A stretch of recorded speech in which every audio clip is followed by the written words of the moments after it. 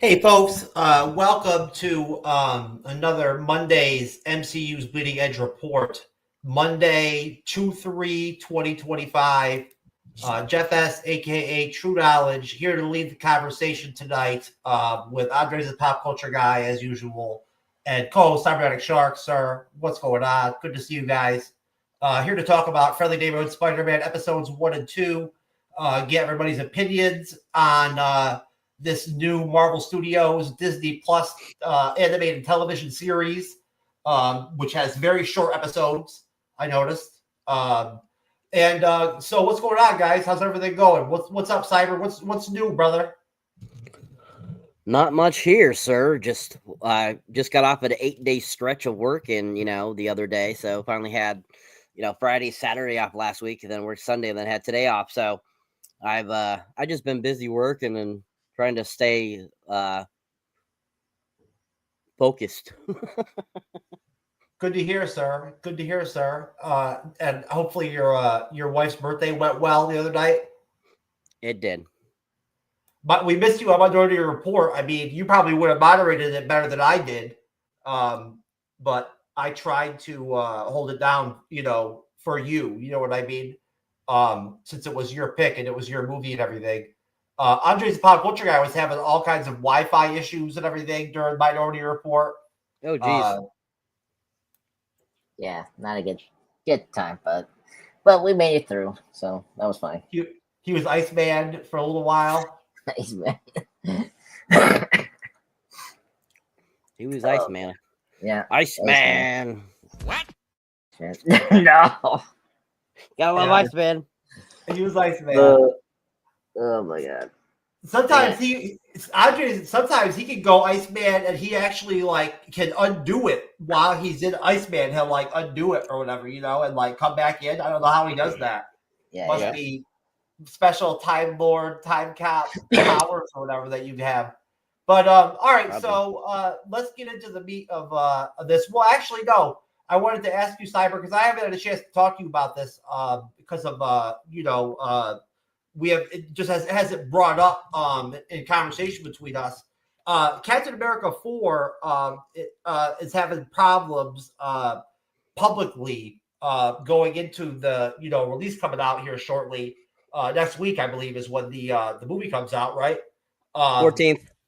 The 14th, right? Next week. Mhm. So what do you think, Cyber? Anthony Mackie said a lot of shit that's been not helpful to the film recently.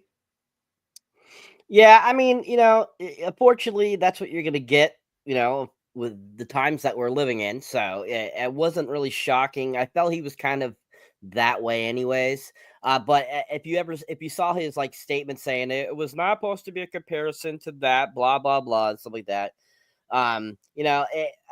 It is what it is, whatever. But, I feel that unfortunately everything they're trying to do to downplay this film, basically has happened between the production, between everything and its release and everything like that. I just feel like it's not getting any kudos for anything.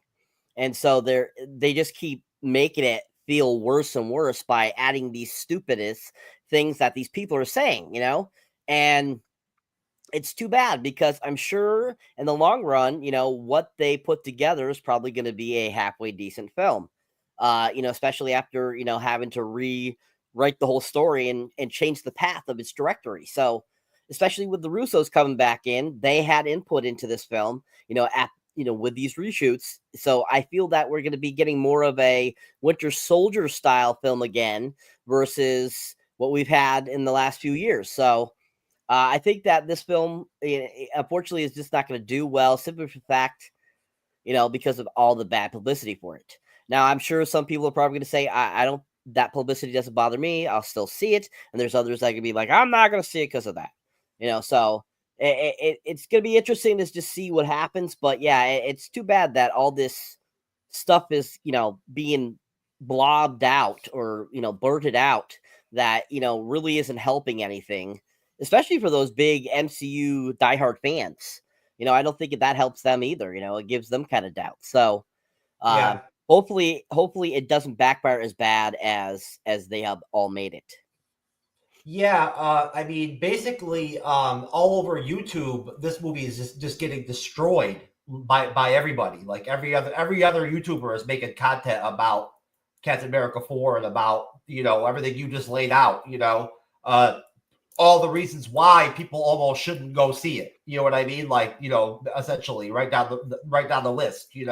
Of why people should not probably go see this movie, which I don't agree with personally. But what do you think, Andre's the pop culture guy, about like Anthony Mackie's statements about not liking the word America being associated with Captain America or whatever? That's so weird. Come on, that's the character's thing, Captain America. I don't know why we having this discussion. It's like I don't know if it's just some person just pushing his buttons, and that we're having a black actor playing Captain America, and it's like, oh, it's just one of those. It's one of those times that's really awful, because just remember, we have a new president now. Everything is now like crazy right now with the politics and all that. So, and this movie coming out is like an easy target, to like stab at what they're trying to do here, you know. But yeah, I'm just waiting. I'm just having this wait and see thing with this movie, because like you know, I mean, every movie has these problems, and then at the end of the day, it could be bad, and then That's not true. That's not true, Andres. Not every movie has to be completely remade like 3 times or whatever. You know what I'm saying? Or whatever. Yeah, That's what they're saying, is that like they had to like go back to the drawing board and remake this movie almost like 3 different times or whatever. yeah, but it's not like the first time I heard this with the movie before. I mean, like, I mean, I don't know. Like, that's the thing. I was like, I need to wait and see, because I'm just at this point, I'm like very tired of this movie discussion, and you know, I don't know. It's like I kind of agree with Cyber. It's like it's not hitting right with the MCU fandom, so it's going to be one of those like misfires, unfortunately, for this year. What But about the new trailer? Does the new trailers, do they do anything for you? well, see, I hate that they did this. Like, they spoil, like, oh, I mean, it's not a spoil, because we kind of knew this. Like, we've been speculating that the what is it, the Celestial from the Eternals is gonna introduce adamantium into this MCU universe, and the fact that they spoiled that in the trailer, it was kind of like, oh, come on, like, just save it for the film when it's coming out in 2 weeks, and the 14th. So I don't know. I that for me, it reminds me of the Marvels when that was coming out. Like, they were that desperate to reveal something to kind of pump up people, and it's like, we already know that. Like, I don't know. I didn't see the adamantium thing in the trailer or whatever. I didn't notice that. Yeah, they like Harrison Ford, like like it's announcing the whole nation that, oh, we found this now new raw material we can use, and it's adamantium, and we all know that. Oh, okay. Yeah, yeah. It's that scene where before Elysia is going to attack him, the President Ross, before he's being controlled by the leader. So yeah, so it's okay trailer. It's like, it's nothing new. Like, we're already seeing the clips and all that from the Well, they've previous. had a couple new trailers out recently. What do you think, Cyber? The new trailers do anything for you for the movie? I actually haven't seen any of the new trailers, so I have to say no. They haven't really influenced me in any way. And I was satisfied with the other trailers that we've seen already. So I'm still looking forward to seeing the film. They've had a couple of those, like warm up, trailers that they come up with, that they've been doing for the last couple of years, where they ramp up right there at the end, right before the film comes out, and they drop those 30-second trailers and stuff like that, extended version trailers and stuff like that. They've been doing that, and what I'm trying to figure out is, how is Sam Wilson, Captain America, going to fight Red Hulk one-on-one? Like, I don't see how that's going to work out. You know what I'm saying? Like, does that make sense to you, Cyber? Because that's how they have it painted. Like, in these new trailers, it's like a one-on-one with Sam Wilson, Captain America versus Red Hulk. Like, Sam Wilson, Captain America doesn't have the super soldier serum. He's human. So how's he going to fight Red Hulk? Well, I think it plays out more to that his suit really there, his animanium flying system, there that is kind of like, if you notice in the commercials when he is fighting supposedly the Hulk, he's using all the animanium items to battle him, even though he doesn't have any superhuman strength or anything like that. Who knows? Maybe they'll change that out. Maybe all of a sudden Sam will have gotten the super soldier serum at some point here now. We don't know. So, I mean, all I can think of is that I think it has to do with that it's really his suit that's fighting him, not really him.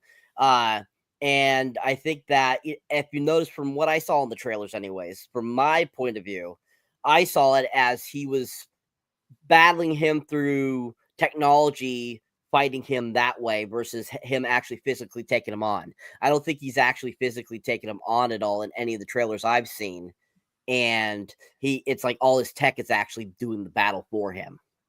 Well, we'll have to see what they're going to do with the wigs, because I mean, if they decide to go like with the adamantium over the Wakandan tech, that's a lot of adamantium. Like, you have to think about it from the comics. Like, like it was considered a lot of adamantium to like do Wolverine's claws, like, and all that. Like, that was a lot of adamantium. So to do all of his wings would be a lot of adamantium. And there's only going to be so much that they can get, So it'll be interesting to see how that plays out.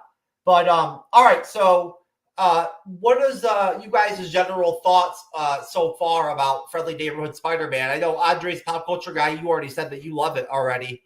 Cyber, what do you think? What's your take on the first 2 episodes of Friendly Neighborhood Spider-Man? There's goods and there's bads to it. Once again, like Kevin Feige mentioned earlier, with the few stuff that was still being put out before they kind of did a rehaul with all the people.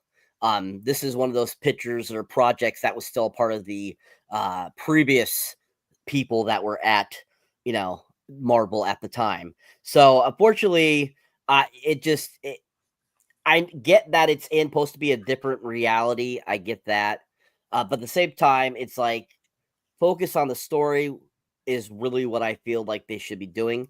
And like I said, I think there's some good to it, but there's a lot of it I'm just like, I could do without that. I can do without that. But overall, I think it's nowhere as good as the critics are making it out to be. Still an okay show, but not my favorite. Or at least these 2 episodes so far. Okay, Andre's pop culture guy. Yeah, I like it. I think it's a good start. I really appreciate that they, like, compared to the MCU version. I'm really happy they at least acknowledged Uncle Ben. That was always a crucial thing in the Spider-Man origin. So I was happy that this version they kind of acknowledged that. I don't mind the change of how Peter gets the spider from like another dimension. That's kind of cool. I mean, it's similar to what we got from Miles from the Spider-Verse films. If anyone haven't seen that, something has similar happened to Miles. If you've seen the Cross Spider-Verse, so like I like the way they reinvent the origin story. I'm just very curious about certain plot points, like seeing Spider-Man and Norman working together. That's really intriguing. I if you didn't like the previous Spider-Man cartoons, like particularly our Ultimate Spider-Man and Spider-Man 2017 show, like I think this was a step up. I thought this was better than those 2 shows, but I kind of agree with Cyber. It's not my favorite Spider-Man show. I still think the Spectacular Spider-Man is the best of the Spider-Man cartoons, and I don't think this can really reach it. Though the greatest praise I would say that it's really visually unique. I really dug the comic panels they're using. That's really cool. Yeah, that's all I have to say. I'm saving more of my thoughts here. It's a joy to watch, but it's not my top favorite Spider-Man show yet. Yeah, I don't know about that animation. You notice how, like, everywhere that you go in New York City, there's very few people. everywhere. Like, you know what I'm saying? Like like there's only 3 or 4 people on the street in New York City. You know, when he's walking around. That's not real. That like there's a lot more people in New York City than that. But the reason that they're not doing that is because they don't want to do all that animation. You know what I'm saying? Like that's why that's why everything is really kind of cut down, bare bones a little bit. You know. But supposedly they're already ordering 2 more seasons of this show. You know what I'm saying? So they see something about it that's, I don't know. You mentioned something about the ratings on it or whatever. I haven't heard anything about any of like of the critical feedback. So I didn't know that it's been getting like really great glaring ratings or anything like that. I didn't know that. Currently, it holds a 97 Rotten Fresh, and then with audience score 63. Okay, well, Miss Marvel had what 92%, and nobody watched it. So, what difference does it make really at the end of the day? You know what I mean?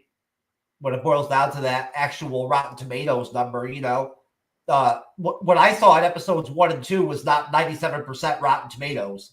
I'll tell you that right now. Really, I like the comic book panel access to Andres. I dig that, but I don't know how I feel about this animation. It's definitely different. It's a different look from other Marvel animation. Different kind of take. But I guess let's get into it and we can flush this out really quick here. These episodes are short. I think they're less than 30 minutes long. And so I'm not going to have a lot of questions for you guys. The synopses for the episodes are pretty short. So the first episode, Amazing Fantasy, directed by Mel Zwyer and written by Jeff Trammell. On Peter Parker's first day at Midtown High School, a fight between Sorcerer Stephen Strange, and a symbiotic alien destroys the school. Peter rescues another freshman, Nico Minoro, from the alien. He falls unconscious after being bitten by a spider that emerged from a portal Strange created during the fight. So I'll stop there.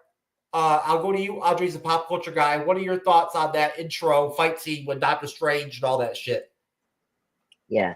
I thought this was a good hook for me, or for everyone that was kind of getting tired of maybe the Spider-Man origin story. And I thought this sequence was really spectacular. See what I did there? I thought, speaking of animation, I think despite our quibbles with the animation, I do agree with what you're saying, Jeff. But when they do the action, I think that's where the animation was very unique. And I thought, or at least exciting enough to like keep my attention going. I thought the sequence with Doctor Strange versus that like symbiote creature was like very fun, really action packed, which I was very happy about. But most importantly, I liked the beginning part where Peter is was getting ready to go to Midtown High for the first time, and you think he's already Spider-Man, but he hasn't yet, which is really cool. And I really dug that beginning. You see the relationship with Peter and Aunt May and Full Force, which is great. I really like their relationship, and I really like their his very tender like conversation to Aunt May about thank you for helping me, and of course what we've been through, losing Uncle Ben. I really thought that was a really great dramatic conversation, and really got me like, okay, I was very happy that they understand Spider-Man as a character, and I thought it was good that they mentioned Uncle Ben. That's something I did not like about the MCU, like Tom Holland films, or up to, I don't know, No Way Home maybe, but I was very bugged of that version not having a mention of Uncle Ben. Whatever we get into those films, but I thought this was a good start here. And then with the Battle of Doctor Strange, I really like this character designs for some characters. I really dug the Doctor Strange design. It really reminds me of Steve Ditko's design. If you're a big fan of the classic, Steve Ditko, Stan Lee run, that look and this version of Peter reminds me of that, from the comic drawings from the 60s. And I thought it just hooked me back to like those like, old readings of those Spider-Man comics, the Amazing Spider-Man comics. So I thought this beginning was really fun, action packed, very unique twist to the Spider-Man origin, and I think it really dug that. The one thing it kind of annoys me, with these newer, except for Miles, Miles is good, but I kind of wish we can still keep some of Spider-Man's like traditional Spider-Man cast. That's the part I don't like. Like I want to see Mary Jane and Gwen Stacy in these new versions, but we'll get to that. That's my one problem. And there's certain characters I didn't know there were characters that I knew. Like we'll get into it, but like I was surprised that this character is actually a main villain that I like. I was growing up. We'll get into him. So I do appreciate the twists and turns of certain sporting characters, but same time I do want to see more traditional sporting characters from the Spider-Man universe in the show. But that's all that I'd say. A lot of black characters, for sure. What do you think, Cyber? So the pretty much the beginning sequence here, I think my favorite part definitely was when Doctor Strange showed up. He looked very much like the comic book accurate Doctor Strange, which I thought was done really well. That symbiote creature that came through, I think that was pretty awesome, and the fight sequence there was really decent. Definitely the voiceovers in this aren't my favorite, but I think the guy that's doing Spider-Man's voice isn't too shabby. And Thomas Thames, but at the same time, I think that this like beginning sequence, it was a little different than I've seen in other animated films or animated TV shows and movies and stuff like that. A little different. I thought that was interesting. They had it where like basically a portal opened and they came through and stuff like that into the wrong dimension, which once again trying to go back to that whole this being still kind of a part of the multiverse saga. So I think that that was kind of playing in there a little bit. And but I thought the action was done really well. I mean, of course, we had him have him save the girl who becomes his best friend, which that character supposedly is a runaway, from what I've read. So once again, this being an alternate universe, not compared to any of the other stuff, they decided to bring that in, have her be like her best friend, be his best friend. I think that definitely was very interesting way to go. You definitely have an interesting theme song, as Andre has mentioned. I enjoyed the theme song too. I thought it was pretty decent, the intro music. But I think overall, like that whole kind of conversation with Aunt May, I thought it was okay. I didn't think it was very profound, but I did think that it was kind of one of those like supposed like have a talk with your uncle type of deal, like if Uncle Ben was still alive type of deal. So I think that they were trying to go for that, kind of like what they've done with, they had Aunt May kind of be the Uncle Ben type of deal. Kind of like a mixture of the two characters, I feel, is what kind of Marvel has done over the years with this character. And that's how I feel they kind of make this May to be out too a little bit. But other than that, I mean, I think that the animation's pretty decent. But other than that, I think that the action sequence here with Doctor Strange was my favorite portion of this section that we're talking about. And I think that there's definitely a lot of potential to be a lot better. And they could have put more into that section, but overall, I think it was okay. Yeah, it was okay. I liked the Doctor Strange battle. It was pretty. It was pretty cool. It was pretty textbook Doctor Strange. Like you said, Cyber, very comic book accurate Doctor Strange. The voice acting is okay. I liked it. I like the kid that does Spider-Man. He seems all right so far. Very interesting way of introducing the spider bite and the spider, through like another dimension. I'll give him credit for that. But at the same time, this show is MCU, not MCU adjacent. This is supposed to be like a standalone thing. That's not attached to the MCU. So like that's not the MCU Doctor Strange right there. That's just Doctor Strange, if that makes sense, I guess, folks. Because this is not a part of the MCU. But okay, back to the synopsis. Several months later, Peter has developed spider-like abilities and is secretly operating as the vigilante Spider-Man. Due to the destruction of Midtown High, he and Nico, now best friends, are attending Rockford T. Bales High School, which it does not have the advanced courses and technology that Peter was excited for at Midtown. Also attending Bales are Peter's childhood crush, Pearl Panigan, and her new boyfriend, football team captain Lonnie Lincoln. On the way to school one day, Peter saves Harry Osborn from a group of thugs who live streamed the interaction. I'll stop there. So, Cyber, what do you think of that? Of that sort of that section of the episode where we go like where it covers basically like him as Spider-Man for the first time? Honestly, I think that, it wasn't too bad. It could have been worse. It could have been better. But overall, I think that, it was decent. There was some kind of funny moments there, some decent action, especially that scene where he's taking on those bullies with, Harry Osborn, or who they say is Harry Osborn. And I thought that was kind of interesting how they have kind of like that comical moment kind of going on there, trying to give him kind of that Peter Parker type of comic, kind of comedic type of deal.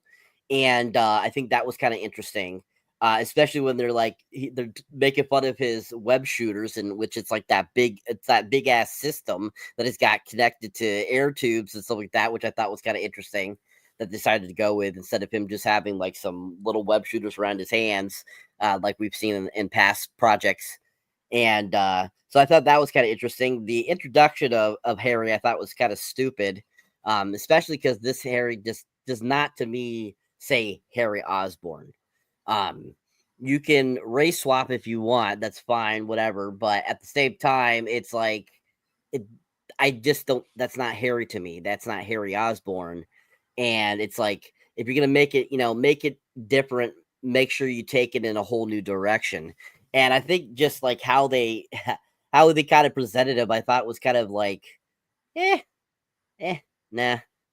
I'm not digging this character. Hopefully it gets better. But like him being Spider-Man, kind of like for his first time and everything like that, it's been a few months and stuff like that. I thought was kind of interesting. And like his dealings with it and stuff like that were fun. And overall, like his whole, like, he's got that crush on that Pearl girl that babysat him. He's like, yeah, she babysat me when I was like 11 and a half and she was like 14. And I was kind of like, what the hell? You had a babysitter at 11 and a half? I'm like, what the hell? And at the same time, you're just like, oh, that Pearl character totally makes me think of the character in Homecoming that he's in love with, the Vulture's daughter.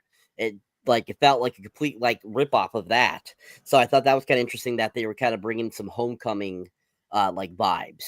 And so I thought that was kind of odd, but at the same time, like, okay, well, that's what you're gonna do, incorporate that a little bit.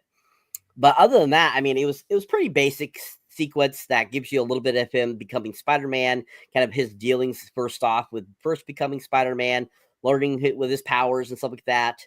And I think that, it definitely had some entertaining moments there. But the whole relationship thing, I could care less about. And I thought that needs a lot of work and should be the focus, especially if this is supposed to be him right when he's becoming Spider-Man. He should be focusing on being Spider-Man. So I think other than that, I think it was okay. Yeah, I wouldn't have minded seeing Mary Jane or Gwen Stacy, like Andre said, instead of like some huge hulking black chick, you know what I'm saying? As the love interest, you know what I'm saying? I don't know why they had to go in that direction. But what do you think about that section of the episode, Andre's the pop culture guy? Yeah, I think it was very good. Just good introduction to this version of Spider-Man. Seeing him doing Spidey action, which is good. I do agree with Cyber with the Harry Osborn thing.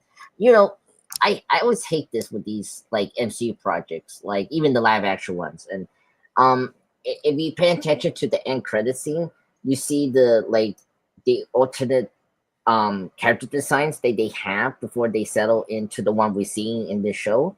They have one for Harry Osborn where he had like he's still black, but he had the hair thing that is similar to the comic book. And I don't understand why they didn't choose that over this design when we have him have this like a little more like bushy hair, tied up. But I don't know why they picked that. I always hate that they didn't pick the one that makes so much sense. Like, I don't mind the whole race thing with Harry, but if you're gonna do that, just at least keep some comic book like thing that I know about Harry. The hair thing is such a kind of thing with the Osborns. Like, they nailed it with Norman. Like Norman Osborn's like look, despite his race band, he looks like Norman Osborn. With the hair. I like the suit is green. Obviously referencing the Green Goblin, persona soon, if he ever becomes the Green Goblin in the show. But anyway, I don't mind this like version Harry, but I'm not keen on the character design. The I dug the three burglars, I guess criminals with the the whole video thing. That's a new thing now, and I think that's kind of realistic. So that was fine. The pearl thing is weird. I don't mind that Peter likes her, but like, why do we need like this other like Marvel character that like it's not even associated with Spider-Man? This doesn't make sense. So I kind of wish we didn't have that. Just have either as Cyber brought up before, like Liz from Spider Homecoming. You couldn't easily reduce that character to this new version, or Gwen, I say before, or Betty Grant, or Mary Jane. I don't know. This Pearl thing is like, okay, whatever. The friend Miko, I actually don't mind that. I really dug their relationship. Actually, I like her from the Runaways. She's a very fun character. I think her inclusion to this show is not actually a bad idea. I kind of like their relationship. So I think that's the one aspect that I'm enjoying from these first two episodes. And yeah, I think so far I'm say this part is okay. Just getting us into this spidey action before we get into the bigger stuff. Yeah, she's okay. I mean, their friendship is okay. It's just okay. There's nothing special about her character or anything like that. I don't know really what to make of the costume really at all. Like that's a whole other conversation. You know what I'm saying? Like, Yeah. I don't know what they were thinking with that. I don't know. Like, again, it looks really dumpy. Like stupid. Yeah, I know they're trying to make the homemade suit like that's supposed to be the homemade suit, but like try to make the homemade suit be more like the Spider-Man look. Like, I don't know. I'm not used to with the whole blue instead of the red, like full red. It's just weird, and I just wish they picked the other like homemade suits in the credits. I felt they would be much better in this animation than the one we got here. I don't know. It looks like the version of the Superman of the Spider-Man like out uniform or whatever that you would have if you were Spider-Man. You know what I'm saying? Like you would have. God. Yeah, I mean, oh my god, yeah. I don't know. Like, it's just weird. Like, well, I mean, it could be kind of cool if he wore the Scarlet Spider suit, like that version. Like, that could have been better. That does kind of look like Scarlet Spider a little bit. Yeah, I don't know if they're attempting to do that. I mean, use it. I'm fine with that.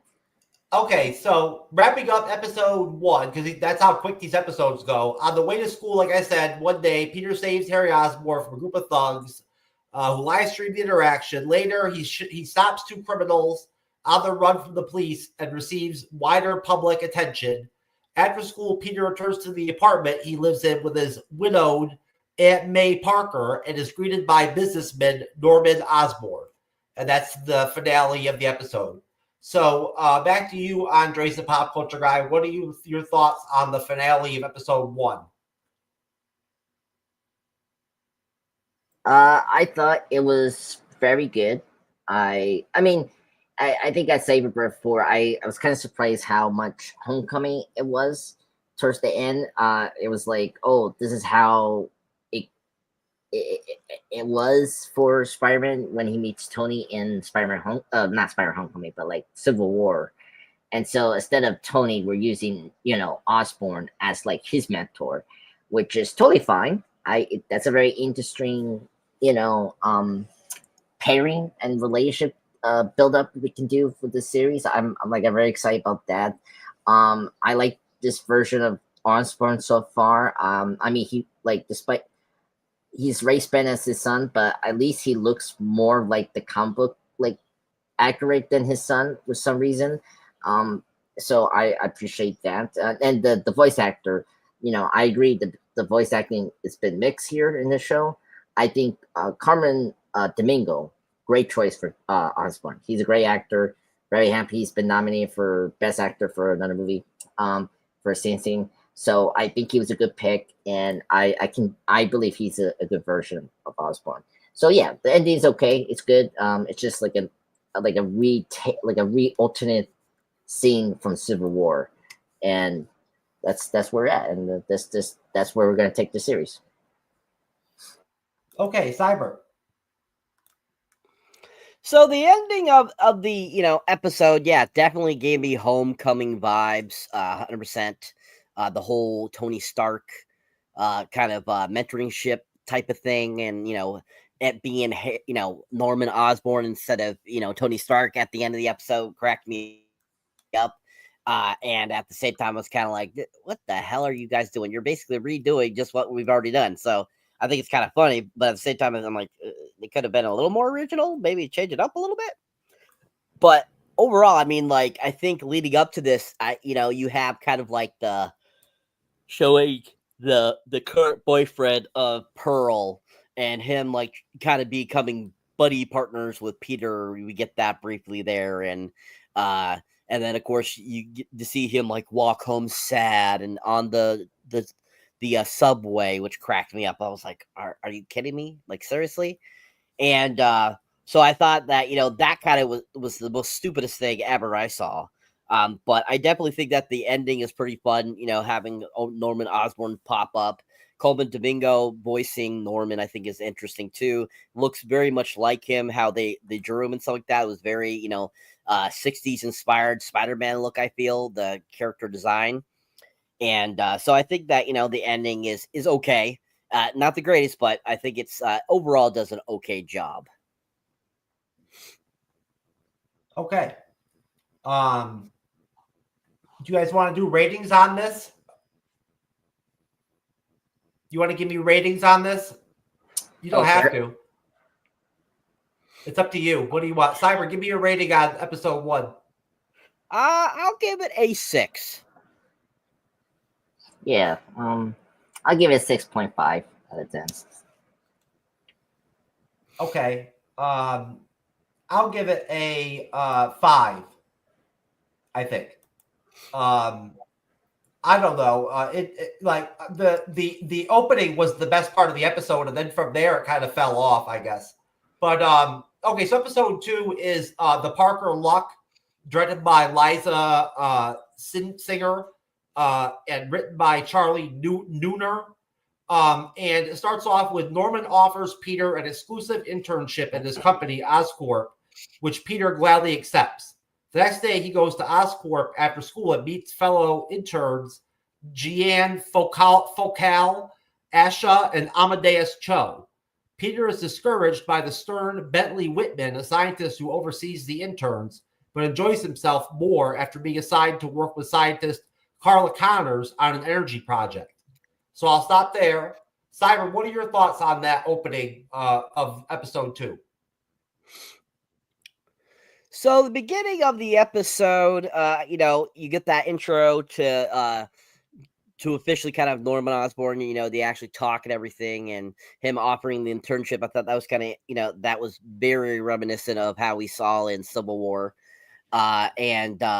So I think that was kind of, hilarious, but at the same time, it was interesting to see where that would go, especially because it's supposed to be for going to work for Oscorp.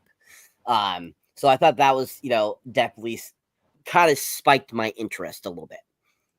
Then, you know, it goes further. I'm sorry, where are we going again to? To where Peter meets Carla Connors on the energy project at the Oscorp lab. Okay, yeah. So you know, basically, I feel like pretty much up to that until we get to the Oscorp section of this portion is when it really kind of made me laugh a little bit and got me kind of into the episode a little bit, especially when he's like taking his photo ID and he's like saying, "I'm supposed to see Mr. Osborne right away," when he said when I got in and stuff like that. I thought that was like super funny, and his picture, him like, you know, being awkward and stuff like that. He's like, "Do I have a minute to retake this?" I thought that was kind of funny. We lost Andres, and I thought that was funny, and then of course, you know, basically we gotta get that little introduction to the people in the Oscorp room that he's gonna be working with. I thought that was kind of, you know, totally like DEI. I'm sorry, but that just felt so DEI to me, especially that they have, you know, each different race. And then of course you have the person that's supposed to be from Wakanda, whose voiceover is the worst Wakandan sounding voice I've ever heard. I was literally laughing the whole time listening to this person talk because they were like trying way too much to be like Letitia Wright, and like didn't work well. And just, it was the most hilarious thing ever, and it cracked me up. But leading up to, you know, basically getting into Oscorp, I think that, you know, the episode is okay. It starts off okay and gets a little bit of fun in there, but at the same time, it's pretty mediocre. Yeah, I would agree, Cyber. Yeah, I told you. I guess Andres might be having Wi-Fi issues, I think, or something like that, like he was the other night on Minority Report. He was having a lot of problems. I'm not sure. But basically, I felt like it was really kind of whatever, too, as well. Like, and I really didn't like the way that they had to break it all down in the lab to where they had to have all those different races. It kind of reminded me of Captain Planet. Remember Captain Planet? Yeah, You know, love Captain Planet. Yeah, it reminded me of Captain Planet with like all the different, you know, people from the different countries and shit and everything, you know. Yeah. Anyway, so all right, so obviously Andre's a pop culture guy is time traveling or something. Hopefully he'll come back and help us wrap this up. But so as I mentioned, you know, Peter gets assigned to scientist Carla Connors, who's disabled. She's missing an arm. So we got a disabled person on the show. On the energy project, they're gonna work or whatever. Peter misses the school's victory at a football game and is unable to join Nico when they are both invited to a party by Lonnie and Pearl. During a break in his work, because he has to go be Spider-Man, during a break in his work, Peter sees a news report about a building on fire and goes to investigate as Spider-Man. He finds an arsonist named Butane who has been hired to destroy a building with his high-tech flamethrowers as part of an insurance scam, though he is accidentally destroying the wrong building. So I'll stop there, Cyber, and I'll stop before they actually fight and we actually get like the final battle or whatever. And give me your thoughts up to that point. So basically, like through this section leading up to the, you know, to him going off to that news article, it's pretty basic. I mean, we get introduced to those different characters that crack you up. I mean, I'm not 100% sure about the Connors character. I don't know if it's supposed to be, you know, a character that's based off of a comic book character, but to me, it looks like they gender swapped and race swapped Dr. Connors that we are familiar with in the Spider-Man comic books. You know, because the woman is missing an arm, so is Dr. Connors, and he turns himself into a lizard. So that was kind of cracked me up. I was like, really? I'm like, we're going all the way with this one. So I'm not even sure if that character actually, if that's an actual character or not, but didn't look it up, but I'd be interested to find out if that is. But I thought that was, like I said, interesting. But then, you know, getting him like having to kind of bounce back and forth between, you know, classes too, it cracks you up the whole time because it's that kind of situation. That that's unfortunately just what Spider-Man has to do. That's what and so unfortunately that's one of the downsides of being Spider-Man is that you got to do that. So I think that they do a good job of keeping that kind of fresh, keeping that, giving you that idea of what it takes to be Spider-Man. So I think they did a good job there with that portion in this section. And leading up to him eventually going after that news article that he sees, I thought that was leads into something good that makes the episode more entertaining. But overall, I think that this section is pretty mediocre as well, pretty basic, and kind of introducing you to some characters that I feel we'll probably see again throughout the series. So it'll be interesting to see where they go, but at the same time, it wasn't like anything I felt was very necessary for the story for Peter Parker's existence. So, other than that, thought pretty mediocre section leading up to what we get to next. Andres, I was talking about the next section of the episode, in episode 2, where Peter misses the school victory at the football game, and is unable to join Nico when they are both invited to a party by Lonnie and Pearl. And that during a break at his work, Peter sees a news report about a building on fire and goes to investigate as Spider-Man. And he finds the arsonist Butane, who has been hired to destroy a building with his high-tech flamethrowers as part of an insurance scam, though he's accidentally destroyed the wrong building. So we're going to stop right where the fight starts. So, what are your thoughts? Okay. Yeah, I thought the sequence was pretty interesting, pretty cool, I gotta say. And very good Spider-Man stuff. I gotta say, I'm very interesting where they're gonna take the Lonnie character, because if you're not a big Spider-Man actor, he is Tombstone in the comic books, a major gangster in the film, in the Spider-Man lore. He's really good. I really like him, and I was surprised that was that character that Peter is partnered with in the science project they had to do together for the Cyberman. So I'm very curious about where they're going to take that character. Either or not, he will become a villain later this series. So, and then briefly touch on that the whole Norman talking to Peter about the internship. Very much like Civil War, all that, very engaging. Talk. With this version of Norman, and you got a good sense of who he is as a character. Then after that you see Peter getting his luck, because one of the common themes about Spider-Man is he has this down to luck kind of situations where nothing goes to plan with him as a person, and so here is the opposite of that, which is very unique for this one time for the Spider-Man character. And he's getting an internship. He's with a popular guy who is smart as well. He was very surprised by that. All that is very interesting. And then when he goes to the internship of Oscorp, we see several characters from affiliate with Marvel Universe. I was surprised we got was it Aminis Tro, the awesome Hulk character. I was very surprised we got him here. So very curious if we see him to become the Hulk later on. We got a Wakanda person that was kind of cool. And then I was shocked that we got Dr. Connors here. I mean, Lizard's really great character. I hope we see a version of Lizard in the show. And then I think that I'll stop with the fire guy, because that was the part when it really got me to like the show when he was fighting with him. But we'll get into that. But overall, I think this is good character building for the show moving forward with the next episodes we're going to review. And that's all I have to say. Okay. I like the flamethrower guy too. He's all right. He's an okay villain, so so far, I guess.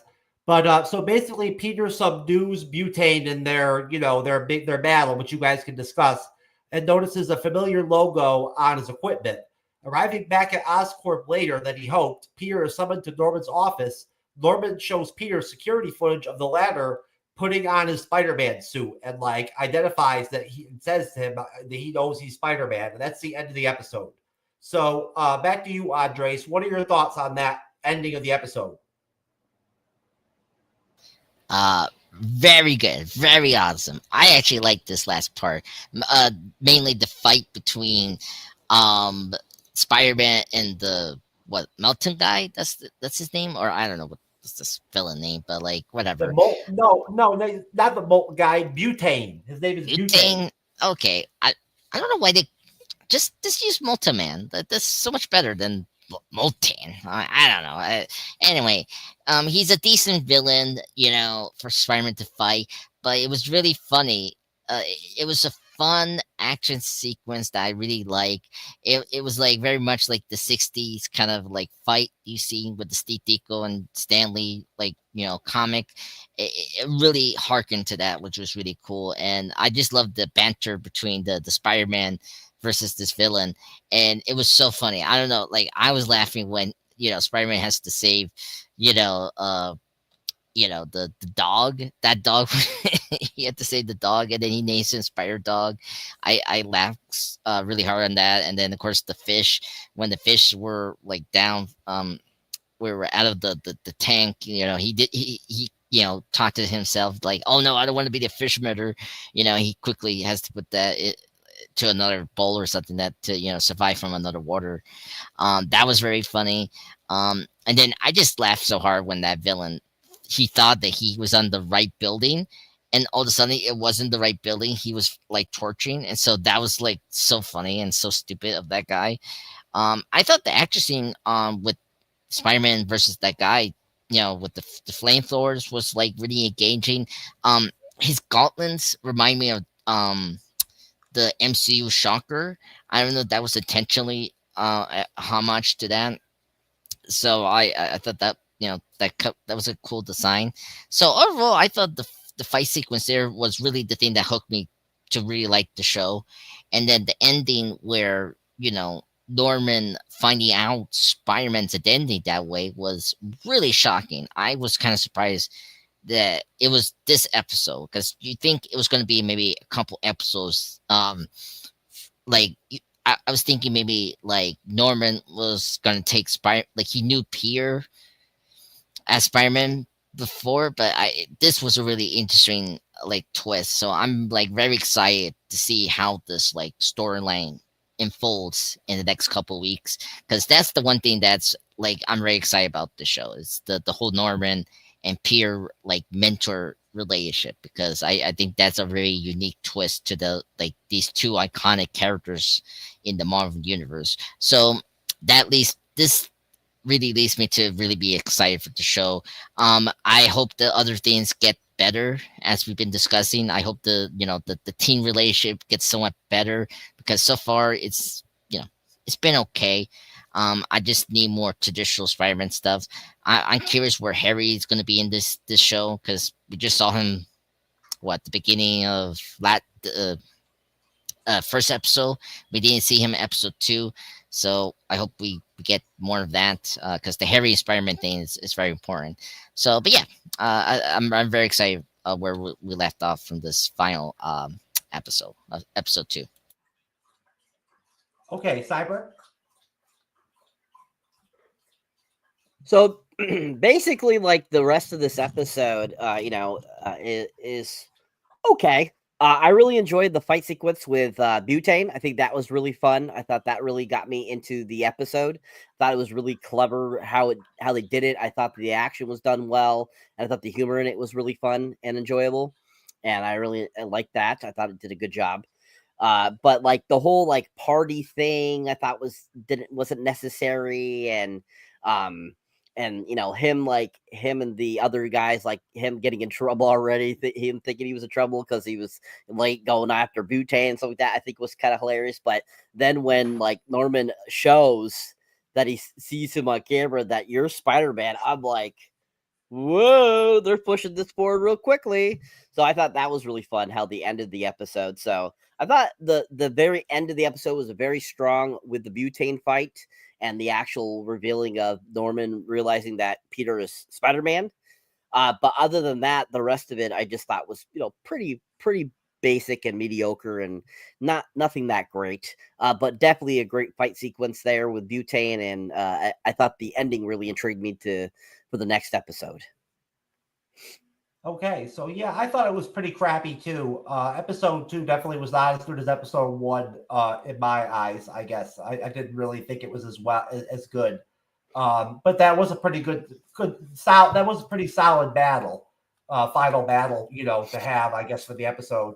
So, all right. I mean, unless you guys have any final thoughts on Friendly Neighborhood Spider-Man episodes 1 and 2, I'm going to close it out there. We'll do our final ratings. I'll rate episode 2 a 3.5. And I'll go over to you, Andres.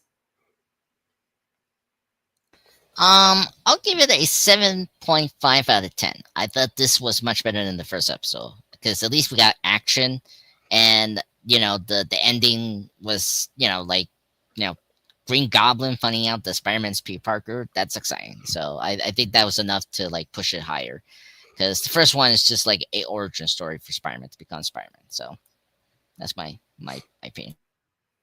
Cyber. I'll give the episode a 5 for that Butane battle and the ending of Norman saying, "You're Spider-Man." Okay. All right. Well, that's it. We are done with Friendly Neighborhood Spider-Man for this evening. We're going to go ahead and do our individual content plugs and call it a night, folks. Hope you enjoyed the short reviews we did. These episodes are very, very short. I think they're under 30 minutes. I mean, they're not long. They go really quick. I just to mention, I also did think that intro music was actually pretty cool myself. You guys had mentioned it, and I thought it was pretty cool. But I'll go to you, Cyber. Tell us what's going on over at Cyberneticshark, sir. Well, as always, if you enjoy me here on the MCU's Bleeding Edge, you can check out my solo content. You can find me on YouTube, TikTok, Instagram, Facebook, Patreon, Threads, X, all those great places. But currently over on Mr. YouTube channel, I just put up my trailer reaction for an upcoming film called Love Hurts. It is Kehu Kwan's newest film that's going to be coming out. Comes out this Friday. It looks like an action-packed film. Looks like it's going to be interesting and fun. Definitely can't wait to see it. It looks like it's going to be a real blast and a hell of a film. It's got Sean Astin in it too, so if you haven't seen that trailer, definitely check out my trailer reaction of it. My most recent review, of course, was for Gladiator 2. If you haven't seen that yet or have seen the film, like to see some thoughts on it, you can check out that review on it too.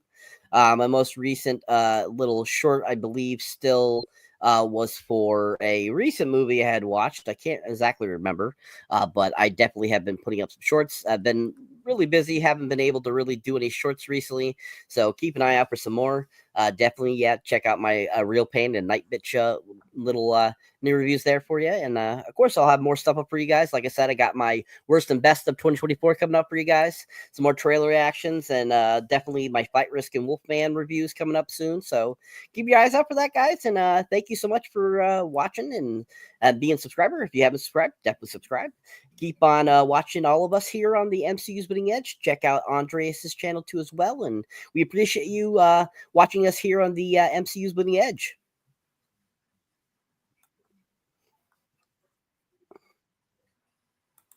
Okay, so I'll go over to you, Andres, the pop culture guy. How are we going to be doing the Snyder Cut, my friend, over on your channel? Because we can't do all of it in one show. You understand that, right? Yeah, well, so I want to talk to you about that because, well, I guess we could do it 2 parts if you like. I was just thinking not to go through like the whole plot, just going through like the characters, like which, talking to the characters each and talk about how like they were way better in the Snyder Cut than the Whedon Cut. Like Cyborg was way better than the Snyder Cut than the Whedon Cut, because the Whedon Cut just completely dog shit on him as a character. But anyway, we'll have to talk about it, sir. I'd rather just review the Snyder Cut. I don't want to make it too long, so I just just talk about how good the Snyder Cut is, and then just talk about which character was good and the cut of that, and then compared to the Whedon cut. But anyway, we'll discuss that later. So anyway, folks, I just want to say thank you everyone for joining us this friendly neighborhood Spider-Man review.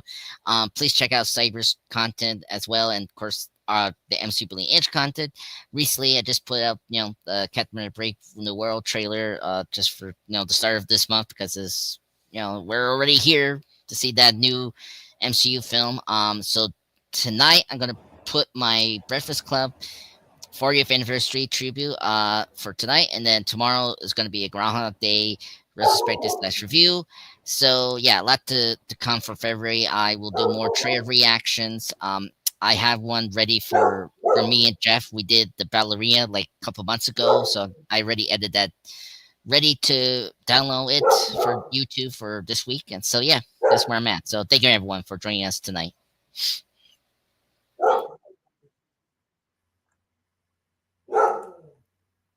Okay. Well, for Andre's the Pop Culture Guy, myself, and for Cyberneticshark, we appreciate it, folks. Like Cyber said, like, subscribe, comment, all that good stuff. We appreciate everybody out there, and we'll see you later. And we'll see you on Friday for Boogie Nights. And till then, take care. Bring the band in.